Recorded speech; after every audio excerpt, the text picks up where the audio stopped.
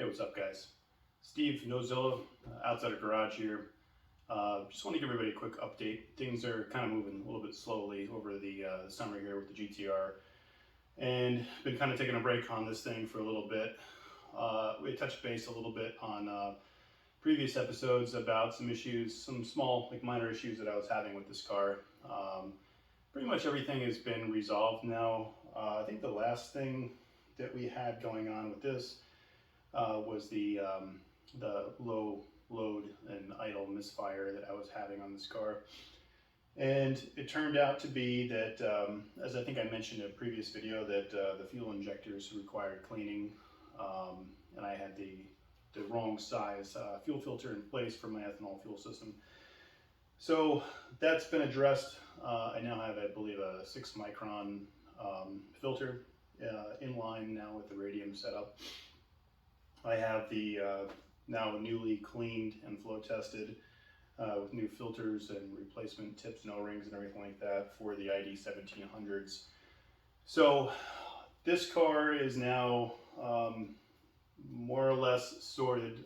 Still having some minor issues with mechanical fuel pump setup that I'm trying to fully diagnose and understand right now. To make a long story short, the car generally starts up no problem, but I've had a couple instances where it started up, it's driven, obviously it's up to temperature, and then I will park it, let it sit, and maybe for 5, 10, 15 minutes or so, and I come back and I try to start it, and it just will not generate any fuel pressure. Now if I just do the same thing, park it for like a minute or two and start it back up, I mean, it starts up no problem. So I'm thinking that there's something having to do with the mechanical fuel pump having difficulty drawing fuel back through from the tank when it's heat soaked. That's the only thing that I can come up with right now. I do have an inline check valve in the feed system back towards the tank, so anything that it does draw up, it won't backflow. So that has helped a little bit, but I mean, that's been there now. So this is kind of it's kind of a problem that you don't really experience a lot, because generally you go someplace, you shut the car off, and you'll hang out for a bit, and you get back up and it starts up no problem. So this is like kind of like I'm guessing like a heat soaking issue that takes place if the car is sitting for like maybe 10 minutes or whatever. After you shut it down, it warms up and then it has problems. So continue to diagnose that. An idea that I had was to perhaps put a electric pump in line, maybe off like on a Y or something like that with a check valve that would allow me to switch that on and off in order to prime the fuel line during like a hard start scenario like what I was just describing. But we'll get to that a little bit later. For right now, it's not like a huge concern of mine. You just gotta be aware of where you're going and what you're doing with the car. Anyways, enough of me babbling on about this. We're gonna be taking this car finally back to the dyno. I believe it's the week after 4th of July. So I think it's either next week or the week after, I think. So let's say 2 weeks. This is going to be back on the dyno. Scheduled now with the tuner. Everything's in place. The fuel system is in place. We shouldn't have anything else holding us back. So we're going to see what this thing can do. Now, I know this is a long time coming, but I'm really excited to share this with you guys and the numbers that we get. And obviously we've got a lot more upgrades and things happening now that we had at the end of last year when we were first on the dyno. So we have a completely rehauled fuel system, which should give us more than enough fuel pressure for well over 1,000 horsepower. We have a new ignition system, which should give us more than enough spark for probably like 70 or 80 pounds of boost or something, which we're not going to be coming near that. But the goal for the dyno is to take this turbo basically to its limit and see how many horses we can push out of this engine. I am hopeful and pretty confident that we will hit that 1,000 wheel horsepower mark or get pretty goddamn close. Excuse my French, but that's the goal, that's the plan. And that'll be on, E98, ethanol 98%. And we're probably going to be somewhere, 40 plus pounds of boost on this turbo. And we'll see what breaks first, I guess. So, I mean, the car, as I keep on telling you guys this, I've been driving the car a little bit, and I haven't been putting very many miles on it for obvious reasons, but the car, I think, has close to 1,600 miles on it now, so not much more than the last couple times that I've talked about the mileage. So the engine is broken in, it's ready to go, we're going to see what's going to happen. So that being said, I kind of wanted to share with you guys a little bit about what I do before I go to the dyno. I'm by no means a pro, I guess, however you classify somebody who goes to the dyno many times. I have been there now, tuned more than a few cars, and I do realize that there's a lot of people out there that maybe haven't gone to the dyno yet, or maybe they're going to be going to the dyno for the first time soon, and they're maybe their mind is kind of wandering around and wondering, what to expect, what to bring, what to do. So I thought I would kind of share with everybody, what I do with my dyno checklist. Now this is going to change, obviously, depending on where you're at and where you're going. If you're just bringing your car in and it's running as is right now and you're trying to make more power or whatever, that's going to change from somebody who is just built an engine and they've just installed in the car and they've been working on the wiring, etc., etc. What I like to do before I even think about bringing my car to the dyno is I try to make sure that absolutely everything is working. All the sensors are reading properly, my fuel pressure is set and calibrated and tested and verified, your spark output, your spark plugs, you want to boost leak test your entire charge system. The last thing that you want to do is get on the dyno and find out that you've got some kind of silly, stupid issue that you could have addressed at home before you made the trip to the dyno. Because when you're on the dyno, you're on the clock, and it's you're being charged money to make this happen. So you're better off being charged for the tuning time than you are for trying to fix and diagnose stupid things that are coming up. So whenever you can, try to go over everything. Make sure that you don't have any coolant leaks. Make sure that you don't have any boost leaks. Make sure you don't have any fuel leaks. Make sure that all your spark plugs are good. I mean, all the basic stuff. Make sure that your battery is good and it's charged. Make sure that you have gas in your gas tank. Before you go to the dyno and you hook up to the rollers or you hook up to the dynometer, you want to make sure that you have a full tank of gas. Don't go to the dyno with a half tank of gas. Stop at a gas station before you go in there and fill it up.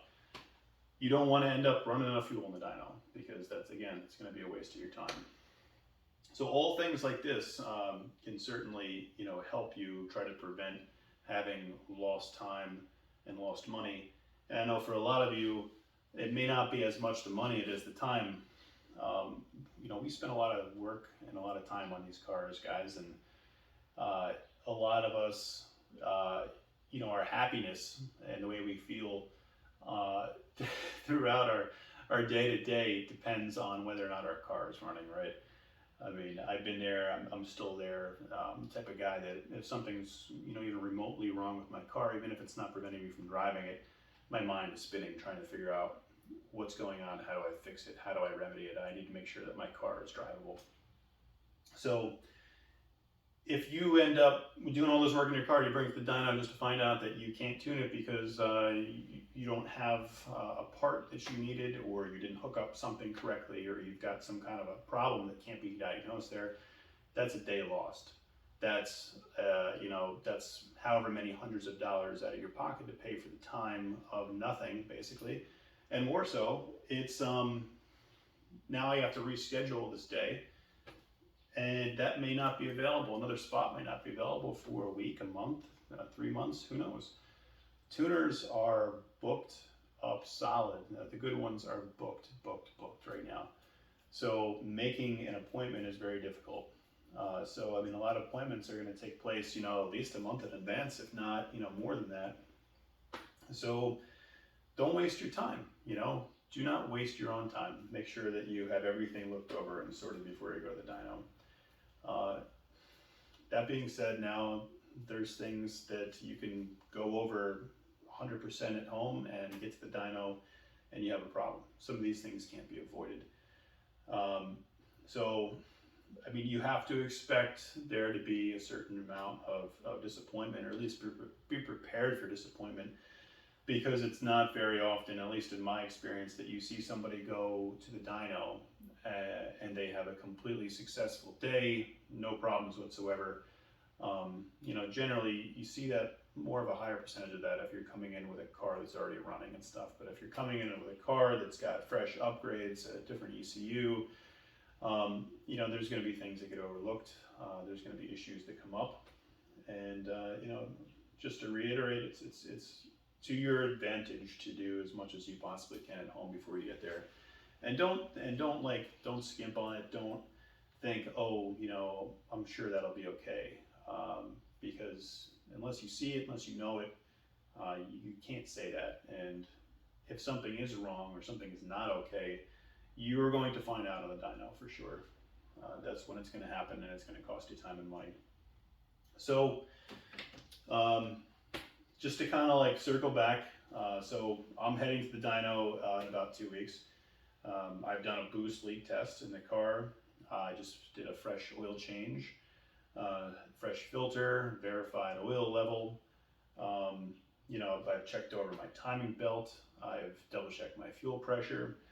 I've done all sorts of things as far as the ignition system is concerned, including taking out every plug, examining it, trying to get a feel for how the car is running right now, making sure I don't have any cracked porcelains or any issues with the electrodes on the plugs.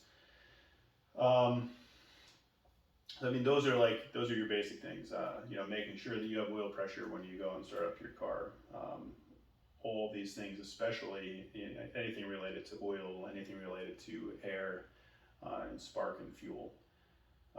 So for me, going back, this car has been to the dyno now. I think this will be like the fourth or fifth time, I think now.